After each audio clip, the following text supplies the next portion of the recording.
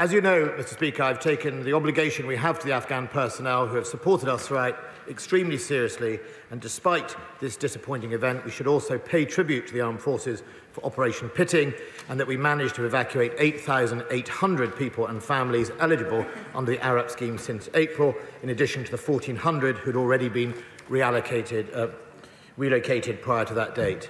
However, worrying for me over the last few weeks, lapses from the highest standards in management of these people remaining in Afghanistan have been brought to my attention by both honourable members of this House and indeed by others, and it is for that reason that ministers raised concerns both last week and yesterday and sought assurances these problems would be rectified. These assurances were given. However, it was brought to my attention at 2000 hours last night there had been a significant data breach. To say, Mr. Speaker, I was angered by this was an understatement, and I immediately directed an investigation to take place.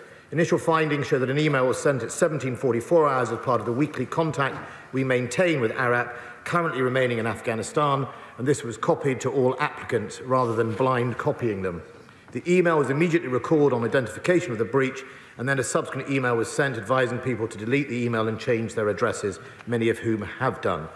So far, one individual has been suspended pending the outcome of the investigation, and processes for data handling and correspondence processing have already been changed. I've directed extensive steps are taken to quantify the potential increased risk to individuals in order to take further steps to protect them. The Information Commissioner has been notified, and we will cooperate fully with any of their own inquiries.